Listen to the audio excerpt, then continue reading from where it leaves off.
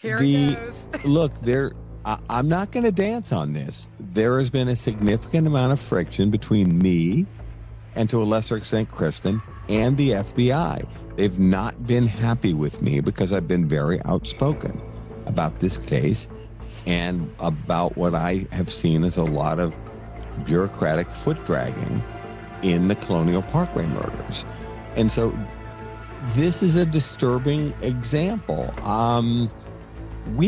Kristen and I had heard that there was going to be a significant development in the Colonial Parkway murders in October. And this is, several months before the January press conference.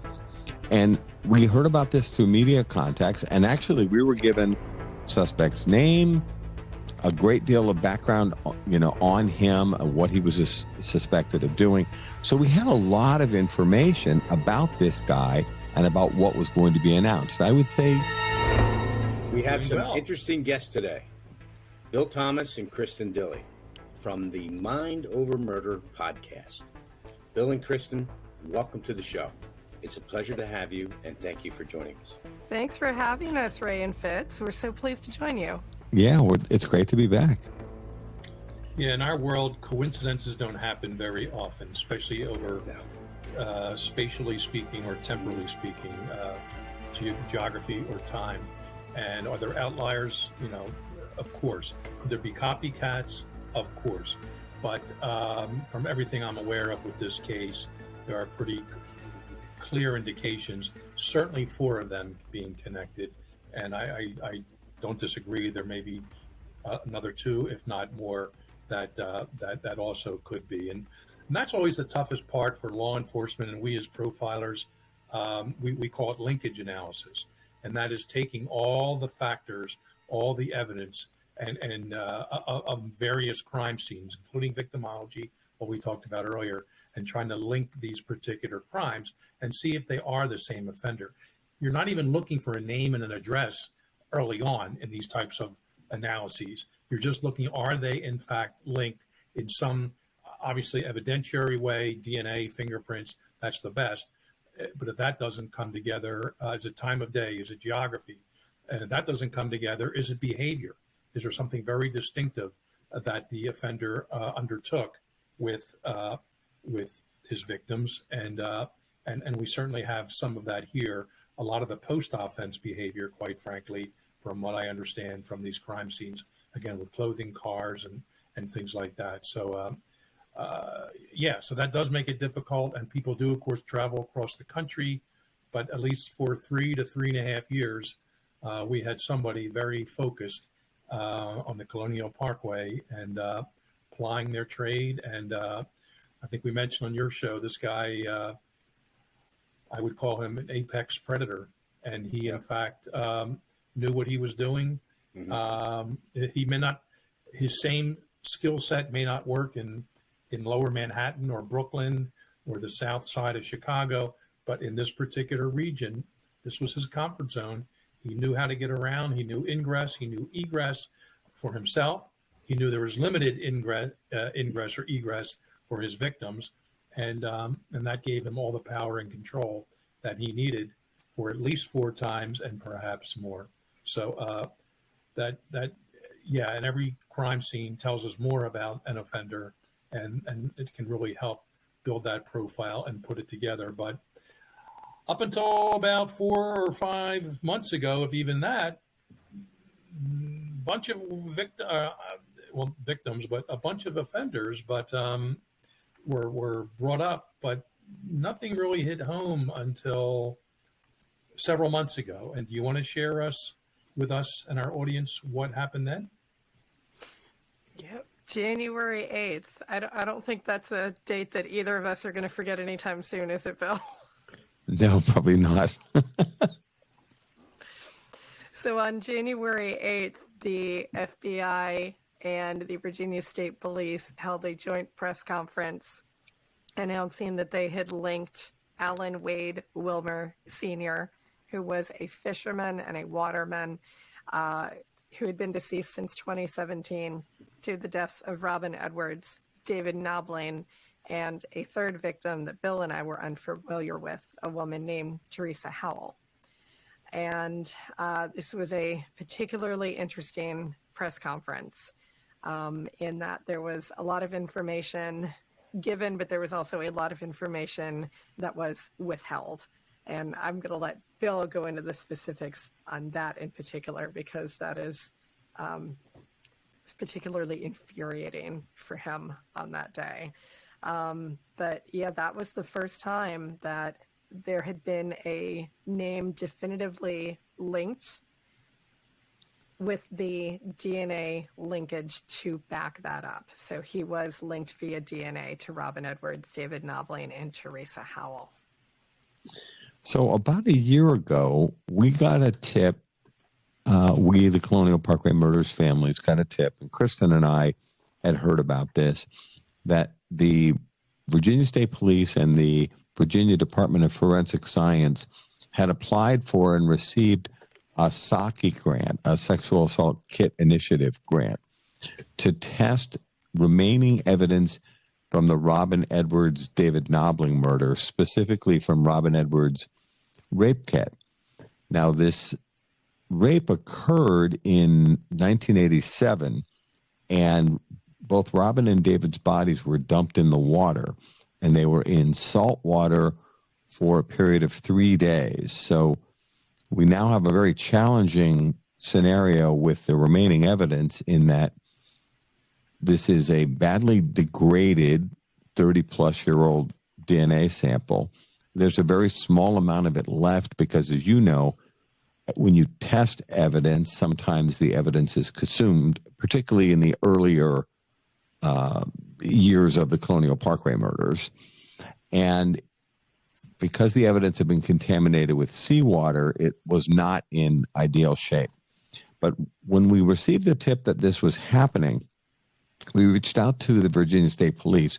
And by we, I mean myself and Jeanette Edwards Santiago. She would be the older sister of Robin Edwards, the victim. And one of the things that Jeanette and I talked about was, we understood that there was a very small amount of DNA left, but our attitude was, look, time's a wasting here. It's been over 30 years. This evidence isn't getting any fresher. And half the parents, actually 9 of the 16 parents of the victims in the Colonial Parkway murders, had gone to their graves looking for answers in this case. So our attitude was, even if this SAKI grant testing uses the last bit of evidence remaining in this case, let's take the shot. So the investigator, who's a sharp young guy, agreed with us. He did tell us privately that there was some internal debate at the Virginia State Police and at the Department of Forensic Science about this very issue. Like, do we take our shot now? And the feeling was that the science had gotten so much better and more precise that they felt that it was worth the try. So interestingly, the first lab that they sent the evidence to was unsuccessful in extracting a working profile. And it was then sent to a second independent lab. And this second private lab, I think we know who it is, but I won't say the name because I'm not 100% sure, did have some success. And so they were able to create a workable profile from this badly degraded, very small sample. So, finally we're catching a break here. And then as part of that effort, other area law enforcement agencies, including the Hampton, Virginia Police Department, were comparing this new profile that had been created from Robin Edwards' rape kit. And they got a hit there too, and that's how Teresa Howell's name came up. And she had been murdered in 1989 after likely meeting her assailant who raped and murdered her at an after-hours club called the Club Zodiac. And so now we have a situation where Alan Wade Wilmer Sr., who, by the way, Ray, to your point from a moment ago, this guy's also an avid hunter. And I remember years ago, the FBI agents working Kathy's case had said to me, we think that this offender went out and engaged in hunting activities. In other words, hunting couples. But this guy actually is an avid hunter, fisherman, and what they call a waterman in Virginia, which is someone who makes their living on the water.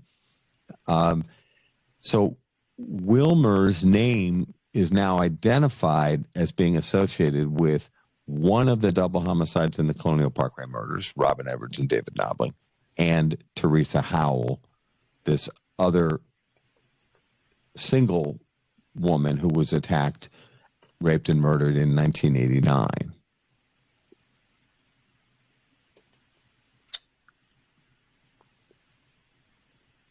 Wow. Okay. That's a mouthful. Isn't it? It really is. I mean, when you sit back and you look, I guess the question to both of you, because you, especially you, Bill, because since this has happened and it happened in your family, you know, you haven't probably had a great night's sleep because you're wondering.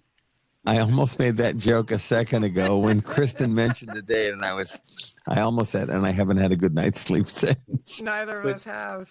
You know, I got to ask, do you believe strongly that what they've uncovered, and I know the DNA says this, but it doesn't tie it back to your sister and her friend? So Not yet, anyway. Not yet. There is a tie-in, though, and this is one of the things I was so frustrated with the FBI about. At the press conference, the question was asked, can you say when Alan Wade Wilmer Sr. first moved on to your radar?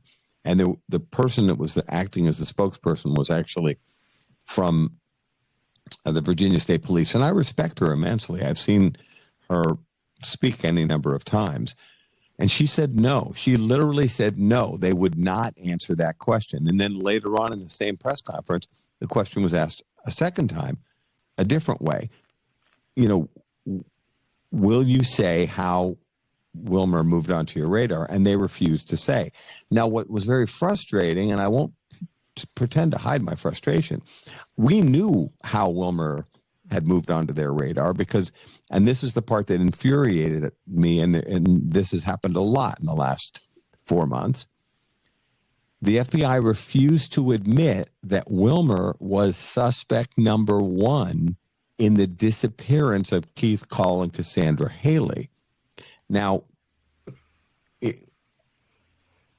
I was told a story in 1988 by my father, who has since passed away, that he learned from the FBI agents working this case that they had questioned a waterman in the disappearance of Keith Call and Cassandra Haley because his very distinctive vehicle, this pickup truck with vanity plates, no less, was seen on the Colonial Parkway numerous times, especially the night that Keith Call and Cassandra Haley went missing.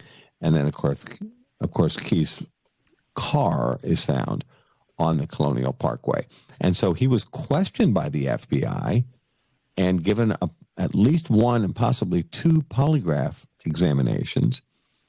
And he was regarded as suspect number one. And they actually had the right guy, but they made a decision to let him go. And very unfortunately, and we understand that the case agents who were working the case felt very strongly that they had the right guy in Wilmer. And unfortunately, I don't know how this all works, but decisions were made to let Wilmer go. And the truth is, those case agents were right. They did have the right guy. And I believe very strongly Wilmer is directly responsible for the disappearance of Keith Call and Cassandra Haley, which is likely a homicide. And now he's been linked to Robin Edwards and David Knobling, and then, of course, to Teresa Howell. So it was very frustrating to have the FBI deflect the fact that Wilmer was so closely linked to another one of these double homicides? I'm going to throw this out, though, because I've been on that end where you know in your gut that what you have and who did this, in your gut. And when you take that and you move it forward up the chain of command to your brass, but more importantly, when you take it over from a prosecutorial standpoint, you take it over to U.S. Attorney's Office, they are the ones that make the decision. They say, nope, we're not moving forward with this. You don't have enough. And, they say, okay, we're going to continue to go back. I'm going to continue to do this. And the case, which is already cold, continues to get colder and colder the further you get away from it. And the further you get away from it, now I'm an agent, and I've been working that case for 4 or 5 years or 6 years or 7 years, and I'm getting ready to move on, and I give it to a new guy, and he goes, well, what am I going to do with this? But you got to put paper in the file every month, so you put a little bit of paper in there. So I think that you can't say that the Bureau is completely exonerated here, but I think more so it gets into the legal process where people aren't willing to say, hey, you know what? Let's go after this guy. Let's see what happens. If you throw enough crap on the wall, eventually something sticks. You know what I mean? I'm a firm believer in that, and I've taken many cases, and it a lot depends on the prosecutor. If you get the right prosecutor that's not afraid to step up and say, you know what, there's no smoking gun here, but we have a lot of, corroborating evidence, a lot of similarities here. We ought to run with this. And you know what? Let the jury, but then they say, you don't want to do this and let the guy off completely, because once he's exonerated, you can never go back at him. So there's a couple different things that kind of go here with this. And as frustrating as it is, and I can hear the frustration in your voice, and it frustrates me, and I know Jim too, I can see it in his face, that we sit here and we go, you guys were probably spot on, because I know agents, and I know it's an agent to me is like your mother. They have that intuition, that sixth sense, and they look at Jim with the face, right? And they know when you're doing something wrong. They just know. Little Freudian connection here with Ray. Yeah, really. A little bit, exactly. We'll have to have little talks about that afterwards. But now I know what you're saying, and by the way, what you are saying, Ray, is it doesn't mean you have to throw handcuffs on the guy. Correct. From the U.S. Attorney's Office, you can get search warrants. You can get subpoenas. Yes. You can put a pen register up on a phone. Now, this is before the days of cell phones, of course, when this guy was offending. But there were still a lot of ways, toll receipts, things like that, with that vanity tag that we were talking about, and the distinctive-looking car. So we all have been involved in cases like this, but sometimes there are back doorways, completely legal, but you're using the system just like some would through a defense attorney or whatever later on, and how frustrating that could have been. Yeah, so we've all been there as an investigator, as a profiler in my case, and Ray in the various hats he's worn, where, boy, this is the guy, but for some reason. But the one question from a timestamp perspective, Bill, when this guy, Wilmer, was interviewed and polygraphed, what time frame was this? All I can hope and pray is he didn't commit murders after this, when he knew he was a suspect. It does appear that he did exactly that. And Kristen actually said that in a recent episode of Mind Over Murder. And we're not trying to point fingers, but the reality is he was questioned in 88. Oh, yeah. And we believe, Kristen and I both believe this, but I think we're right. After the close call with the FBI, and we understand that Wilmer was questioned in both the Thomas Dowski incident and the Call Haley disappearance, and he shifted gears. He moved off of the Colonial Parkway, and as you were mentioning, guys, that's federal parkland, and that's FBI exclusive jurisdiction. He then shifts away from the Parkway, probably thinking, man, I skated on that one. And then he starts hunting elsewhere. And Kristen said the other day, I agree. Unfortunately, after the polygraph examination, he continued killing, and he killed Teresa Howell in July of 1989. about a year after he was questioned by the FBI. Yeah, it's rare serial offenders will alter their signature, that is, behaviorally oriented activities at a crime scene with a victim, but they will alter their MO, their modus operandi. And that's exactly what this guy did, which tells us, he wasn't a dumb person, whatever his career or line of work may have been, whatever. He certainly knew how to hunt and how to capture his prey and what to do with them afterwards. But once he became the prey, he also knew how to, by FBI and whomever, he also knew how to counteract that and get away. And that's how he shifted his MO. And at least for a few more years and seemingly a few more murders, he was allowed to continue. Yeah, that's the worst kind. It's one thing getting a screwed up investigation. I always talk about the anthrax case, how the FBI really early on did a poor job with that, but at least no one else died after the first two mailings went out. That's just one typical, one kind of case like that. But this one, when agents actually sat down, interviewed him, talked to him, I'm sure their spider sense, in the back of their neck was saying, we got our guy here. Let's get a warrant. Let's get a search warrant, something. But it just wasn't allowed to happen. That's the kind of guy that, you just put the surveillances on him. You go back to the original Dirty Harry movie. You may like it or not like it from some things, some of the themes, but he was positive that he wasn't right. Zodiac. He was some other kind of killer. But he said, hey, I'm going to follow this guy. And sure enough, he eventually cut him in the act. That's fictional, but it's certainly based on other types of investigations. So, I'm sure those agents are very frustrated when they heard this presser on January 8th of this year. Yeah. And there are things about Wilmer that are very unique. He was a master woodsman and waterman, and he had his own boat, and he crabbed and fished and oystered in those waterways. But apparently he could get around because he knew those waterways so well. And there were times over the years where people have been discussing this case with me on websites, and oftentimes, some pretty smart conversations, even though the people aren't necessarily trained investigators. But I remember people said, could he have been using a boat?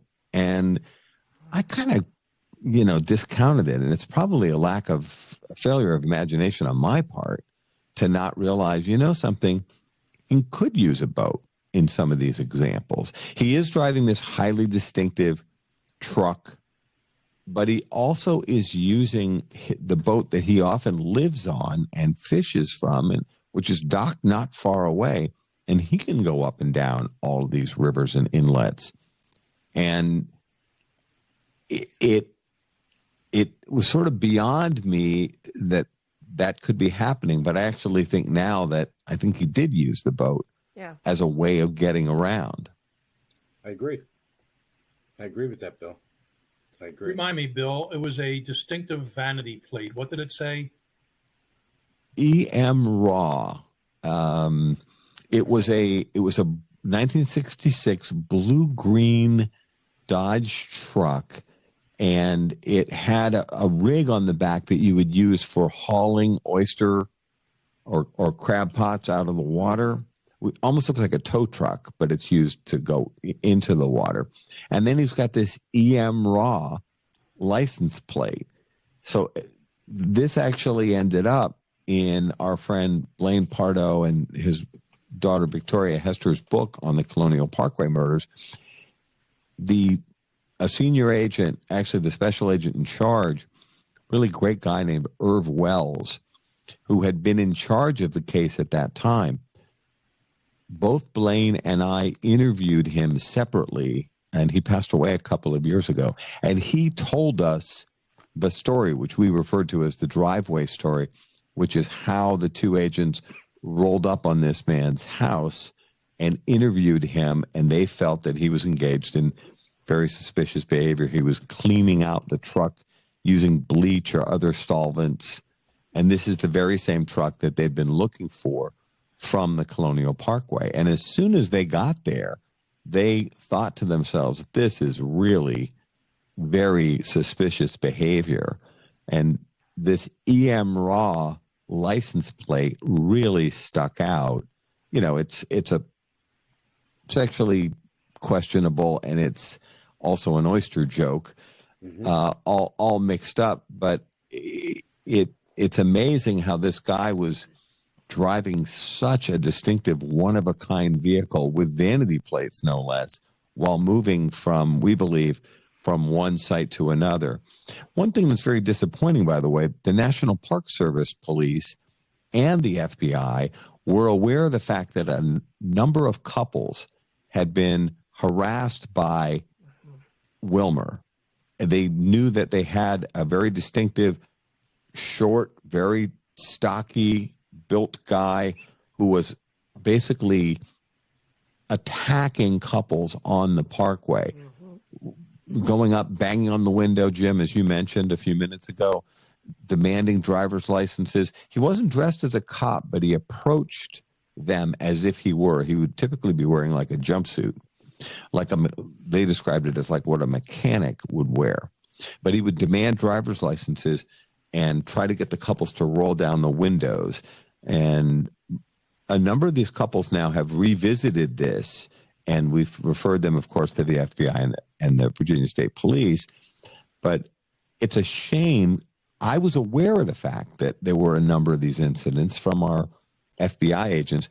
They were never able to put it together that this was the same guy over and over again. Now, obviously, he would harass these couples, scare these couples, but these couples lived to tell the tale. But they actually think there were dozens and dozens of incidents, and they think it's all the same guy. Wow. That's disturbing. That to me is disturbing, that was not uncovered till much later. I mean, there wasn't something put out in the news, in the paper, anybody with information. Only you need is one person to come forward, and then the next one comes forward, and so on and so on. Yeah. That's bothersome. You know, and it's something, though, that people had reached out to us over the years. When they, you know, even before the podcast, people had reached out to us over the years and said, I'd had this run-in on the Colonial Parkway with this weird guy who was, you know, rolled up on me and my boyfriend, banged on the window. We had been getting a ton of those, and we were actually kind of collecting them, but it was sort of a matter of like, well, what do we do with these now? You know, it was because there were so many of them. There's really only so many times that people started coming up to Bill and saying, hey, I had this weird experience on the Parkway, before we were like, maybe we need to start collecting these. So I'd even worked up like a little spreadsheet and everything for every time someone came forward, but there were so many people who said, yeah, I saw something weird on the Parkway, something strange happened to me. But the FBI had to have known what was going on, and NPS had to have known what was going on. So I wish that more care had been taken, you know. I don't know why they would ignore that information, though, Kristen. I have no idea. I don't either.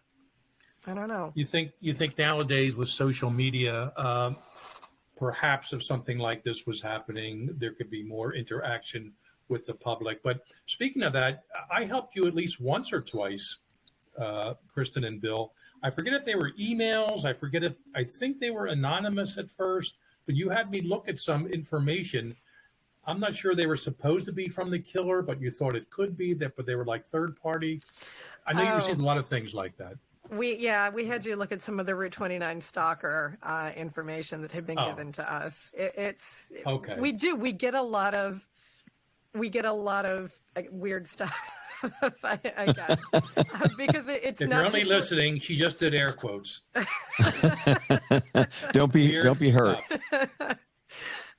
It is odd. I mean, we do have people who reach out to us for any number of reasons beyond the Colonial Parkway case, and we did have someone who sent information regarding the Route 29 stalker, and I asked Jim to do his due diligence as a linguist and look into some of that for us.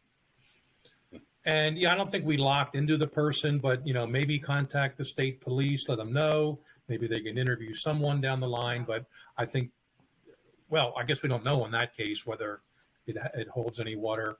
But let's go back to that presser, Bill. I remember something we talked about earlier on January 8th. Didn't somebody somehow shut you up or they kind of restricted you from getting online? Well, or something? okay. Sure, you want to ask about that, Fitz? Hey, Okay. we're here to uncover the truth. Here it goes. Look, I'm not going to dance on this. There has been a significant amount of friction between me and, to a lesser extent, Kristen and the FBI. They've not been happy with me because I've been very outspoken about this case and about what I have seen as a lot of bureaucratic foot dragging in the Colonial Parkway murders. And so this is a disturbing example. Kristen and I had heard that there was going to be a significant development in the Colonial Parkway murders in October. And this is, several months before the January press conference. And we heard about this through media contacts. And actually, we were given suspect's name, a great deal of background, on him, what he was suspected of doing. So we had a lot of information about this guy and about what was going to be announced. I would say 90+% of what was announced on January 8th was information that Kristen and I had in depth back in October. So we didn't say anything, despite the fact that the FBI often criticizes me and Kristen and the Mind Over Murder podcast for being too outspoken about my sister's unsolved murder and the Colonial Parkway murders. So there has been significant heat behind the scenes directed at me from the FBI. Now,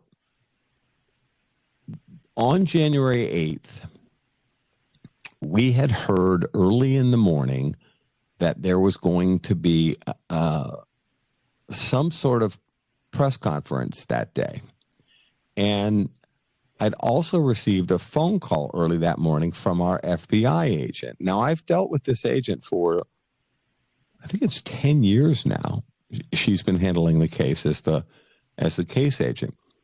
And she specifically asked me, could I speak to her that afternoon at 1:30 p.m.? And this is extremely unusual. Remember, we've been dealing with each other for a decade.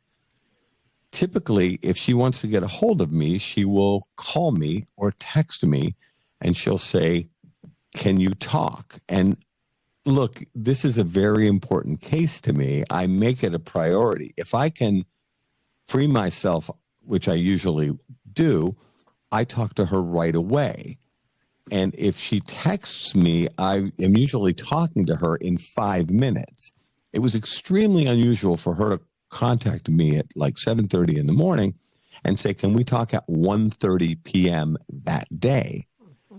So it was odd. And I remember thinking how weird it was. Why are we setting up, a conversation hours from now? And then as the morning unfolded, Kristen started getting tips from our media contacts that there was going to be a press conference and that more detail was coming out. And then we found out that the press conference was supposed to be at 1:30 p.m. So I texted our agent back and I said, is your intention that we're going to listen to this press conference together, at the same time? And she said no. Now, while the press conference started at 1:30 p.m., I was on the phone with this agent for well over 2 hours. Now, we had a terrific and often informative conversation. She went into a great deal of depth, including going back over some things that we discussed before. But I'm always open to it, and I always learn new things when I talk to her. But while I'm on the phone with this FBI agent, and she's going into a great deal of depth about what's transpired with Wilmer, the top of my phone is blowing up with people saying to me, are you listening to this press conference? Where are you? Why haven't you commented about the press conference? Or why haven't you even publicized the fact that there's going to be a very important announcement made at 1:30 p.m.? Now, I was on the phone with her for like 2 hours and 15 minutes, which is extremely long for a typical conversation I have with this agent. And in the meantime, people are like, are you all right? Yep. Why are you not responding in any public way to what's being said at this press conference?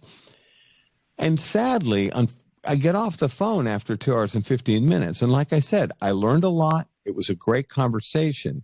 But I'm sorry, there's no way around this, so I'm going to say it. She was ordered to tie me up for 2 hours and 15 freaking minutes so that I couldn't be responding to their press conference live. I didn't even see the press conference until 10 o'clock that night because, as you can imagine, my phone exploded with media requests, television interviews. People wanted to talk to me, and I hadn't seen the goddamn press conference. And guys, that was done deliberately. Now, unfortunately, and now I'm getting up on my high horse here, the FBI has not treated me particularly well. And I'm not saying I'm not a handful. I recognize that. And I'm not saying I haven't said things about this case that the FBI doesn't like. But I don't like being threatened, and they have literally threatened me. They threatened me last summer. They threatened to bring me up on obstruction of justice charges because they claimed I was dragging my feet in filling out some information that Kristen and I had received at CrimeCon. I was able to put it together with Kristen's help, and we were able to circle back with the FBI.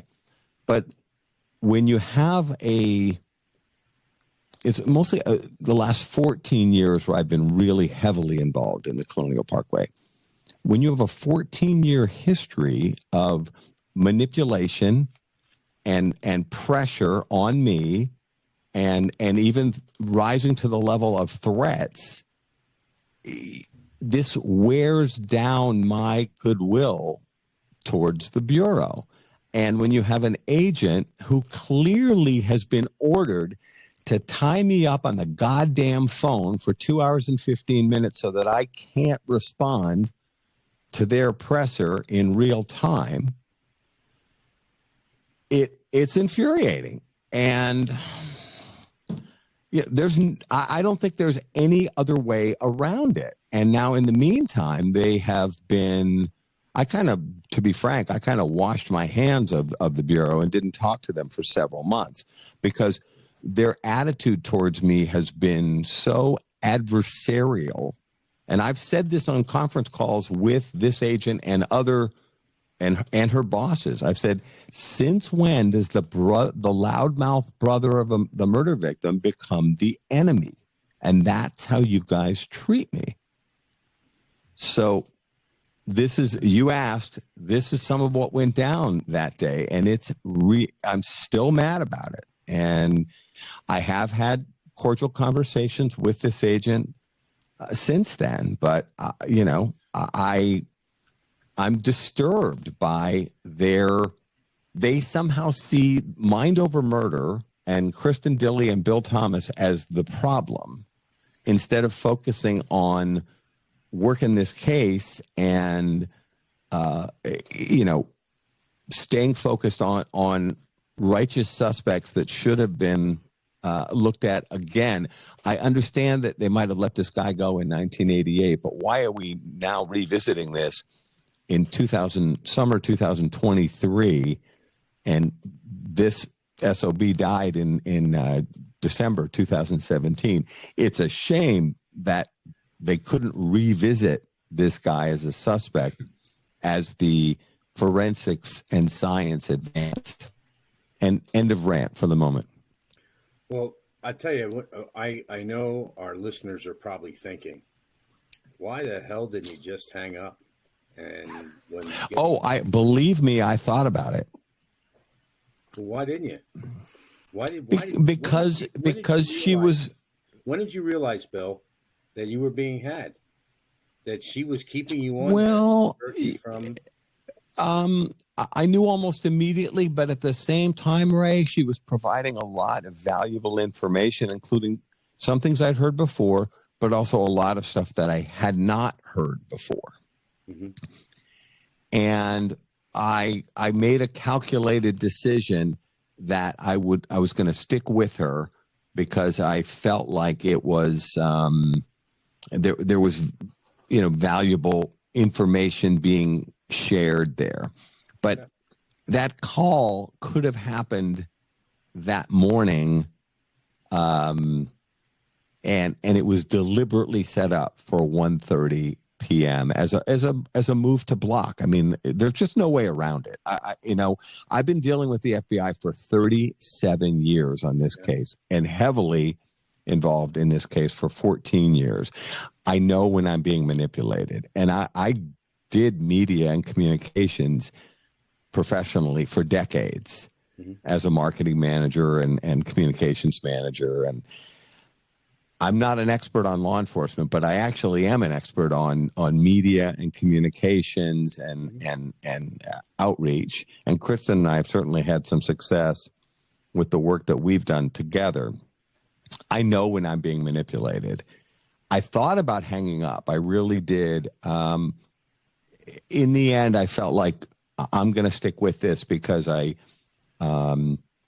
relationship has often been much more heated than I would like it to be. And, my mom would not be very proud of me for letting my Irish temper get ahead of myself. I know about that a little bit, and so does Fitz. And Kristen. You guys let the Irish out with that question. Yeah, it's very unfortunate. Yeah, I guess the information that you say was singular in nature that she was providing to you, this new information, was that also information that was coming out in the press conference? Yes, but in a much more in-depth way. Okay. So and she shared a lot more. Excuse me. Bless you. She shared a lot more with me than the presser, which I didn't even see until that night. Okay. But it's very unfortunate. We also have a situation that's developed over the last few months where a number of people have come back to me people who are involved in this case, other siblings of other murder victims, people with information, et cetera. They've said to me, and this has happened, a dozen times now, the FBI is telling people don't talk to Bill Thomas. They're actually saying that out loud. Really? Yep. And like I said, I recognize I'm a handful, and I recognize I've sometimes said things that they aren't crazy about. But I actually said to the agent a couple of weeks ago, I said to her, it's getting back to me that you've said to a number of people, don't talk to Bill Thomas. And I said, you have to understand, when you say that, that actually makes them think, who the heck's Bill Thomas? Because in some of these cases, these are people that don't even know who I am. Mm-hmm. And the second thing is, why doesn't the FBI want me to talk to him? I think I better talk to this guy. And that's what's happening. My phone is ringing a lot with strangers calling Kristen and me with information about the Colonial Parkway murders that they hope will be helpful. But I'm going to say this because it needs to be said. And I said this to the FBI agent. I said, folks don't trust you, the FBI and the Virginia State Police, and you earned that in this case. And because you didn't trust the public. Remember what you said a few minutes ago, Ray, about how they probably should have put the word out to the public, that they were looking for this guy, and they didn't. And I feel very strongly that FBI and Virginia State Police have often acted like they don't trust the public. Maybe they have their reasons for that. I don't know.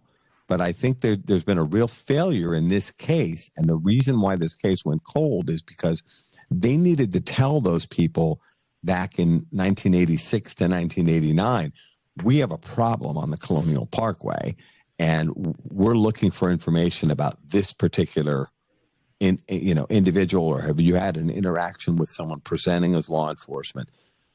And I don't think they did anywhere near the job that they needed to. But because I've called them out on this stuff, somehow I end up being the problem. And I this is crazy. I guess people don't like being called out on their stuff.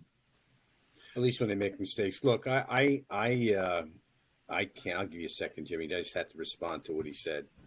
I don't know if I can agree with the fact that the Virginia State Police and the FBI don't trust the public, because I can tell you, as a matter of fact, there's never been a case that I've solved that wasn't because of the public. So there's no way that we could do our job without the public. There's just no way we could do that. Go ahead, Jim. Yeah, we can start wrapping things up here. You guys have been very generous with your time and discussing this case, which, Bill, I know after all these years, it still has to hurt, inside. Yeah. But just a few things here. I'll speak for Ray, and if he wants to correct me, he can. No. I've worked hundreds of cases where I was the prime investigator, and probably 1,000 or 2,000 more where as a profiler, including now in retirement, I'm advising investigators. Never, ever once did I request any investigator to call someone up and keep them busy, unless maybe they were the suspect, the prime suspect, and you want to search a place or do something legally, and you want to keep them busy. But to call up someone who was actually a victim's family member, it just makes no sense in that regard. And so I've never experienced that. I would never do that to someone. If this did happen, it's not in my wheelhouse of anything I've ever done or suggested. Ray, I assume the same with you. No, I agree. I've been involved in thousands of cases, and I've never tried to divert somebody away from something, speaking their piece. If there's a press conference about something, I've never seen that. Now, I don't know all the information that FBI Norfolk had. I have no idea. I don't know what they were trying to accomplish. I have no idea about that. But I can just tell you that I can't disagree with what Jim just said. I really can't. But, I mean, stranger things have happened. You know what I mean? I'm not going to say it didn't happen, Bill. It very much could have happened to you, but I've never seen it. I've never seen it. I'm going to throw something out here, because we only have heard Bill's version of the story, and I know you. I trust you. I will readily assume that you are giving me facts as they happen. We could probably pull your phone records, and we could see on January 8th, 1:30 to 3:30, give or take, 3:45 from what you said, your phone line is tied up. So here's what I'm going to do. And I know you didn't mention her name, but Special Agent blank, you know who you are. You know who to whom Bill is referring, or anyone in the Norfolk office or one of the resident agencies. If you want to come on the air or issue us some kind of a statement that, no, that's not what happened. Here's why we just happened to coincidentally talk to Bill Thomas that day, exactly when the press conference went about. And if you're only listening, Bill put a finger up. Either he's number one or something else is going on. And if you want to come and talk to us or give us a statement, I'd be glad to put it out on the on our podcast. Whether that happens or not, I probably would tell Bill not to hold his breath.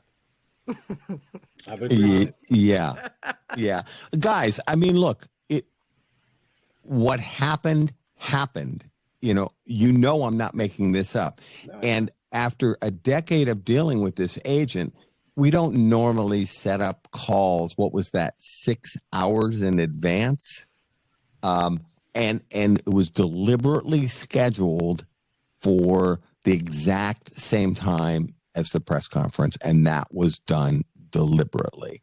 And you guys, there's no way around this. I've been, come on. I've been threatened. They've attempted to intimidate me.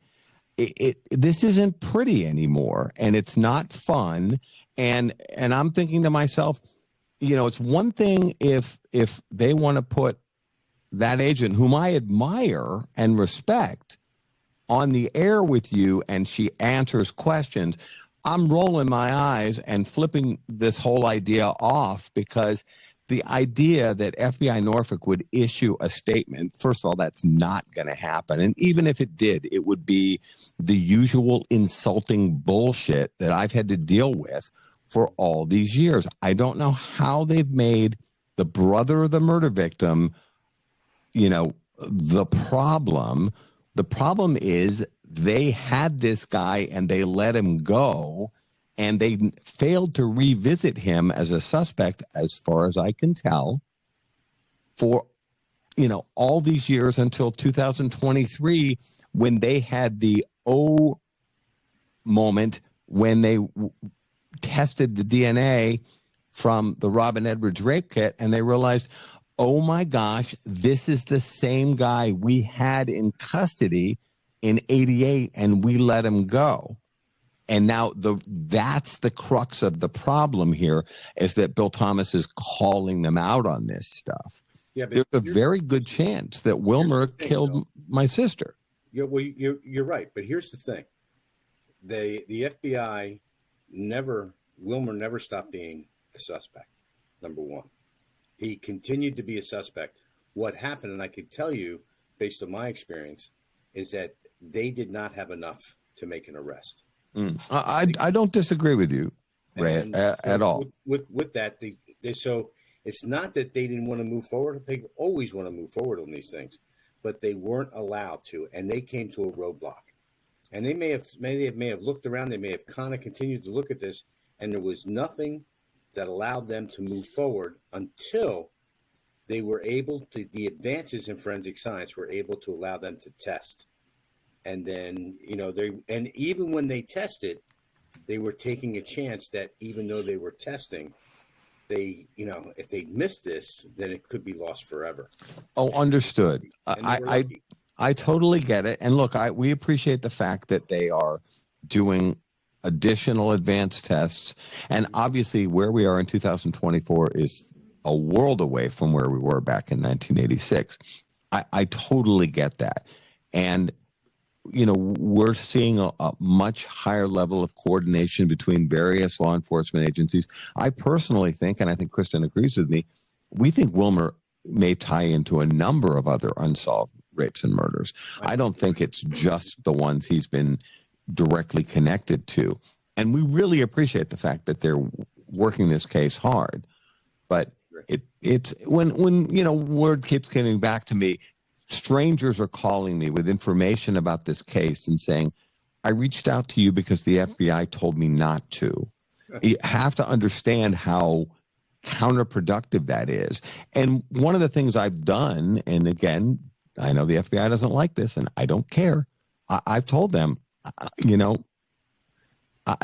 told her flat out, when you tell people not to call me, and they start listening to the podcast, and they actually figure out fairly quickly that Kristen and I are the only people that are dealing with this in a very straightforward manner, and not, there's so much reputation management going on here, guys, and this is true for the Virginia State Police and the FBI. When your concern about the agency's reputation becomes job one, we're on the wrong track. And I know both you guys are career FBI, but career law enforcement, period. I mean, since we could walk, And I hold the investigators that have worked this case up in very high regard. These were names that were known to my family from as far back as 1986. My dad would talk to these agents frequently, and I think the world of them. I worry sometimes when the bureaucracy that is the FBI starts worrying about their reputation more than they worry about solving cases. We've got a problem. I hear you. Well, just read some of the media nowadays. There's some of that going on in different realms of federal law enforcement, including our former agency. But Kristen, why don't we kind of wrap this up? You did a live Mind Over Murder a week or so ago, and you're doing one again on May 13th in Yorktown, Virginia, correct? Yeah, that's right. Bill insisted that we do a live event on my birthday. So thank you very much for that, Bill. I appreciate that. No better way to celebrate Kristen's birthday. You only for me turned 29 once. Come on. Right, aren't you exactly. sweet bits?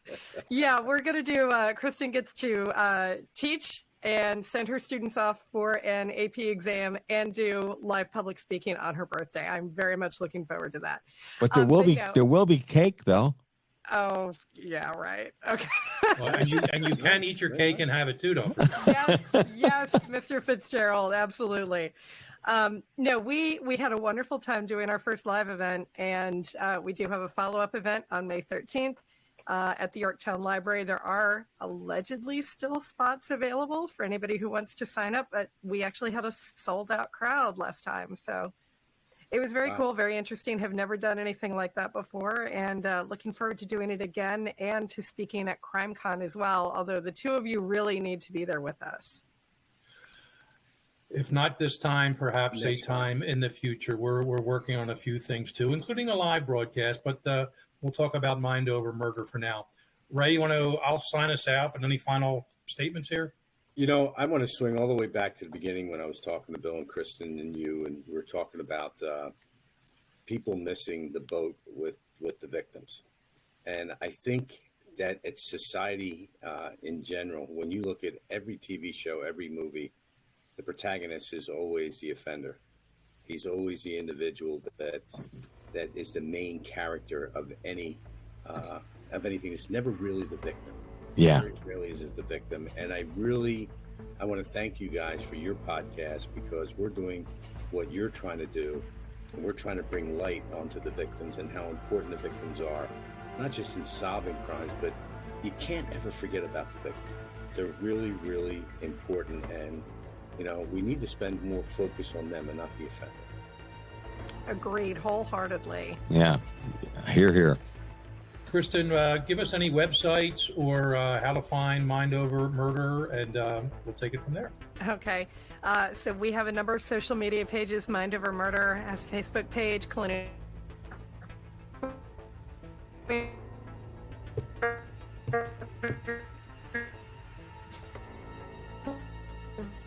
Really? Bill, we may ask you to repeat that. Mind Over Murder over any killer. Yeah, Kristen, we lost you there for a minute.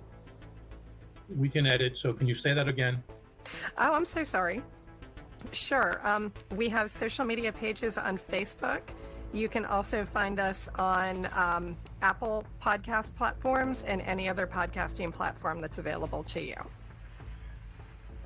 Ray and I have been guests on Mind Over Murder. Check out some of the old episodes. These guys know what they're talking about, not just the Colonial Parkway murders, of course, but other cases and even topical ones as well. So I'm going to sign us out.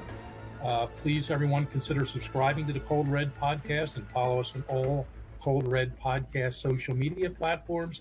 And we can be found at coldredpodcast.com. I'd like to thank our two producers, Matt Robinson and Matt McLaughlin, and also our music composer, Rick Schilling. So until next time, we'll see you right here. You know where to find us. Everyone, have a great night. Ray, thanks. Bill, thanks. Kristen, thanks. And stay safe out there, everyone.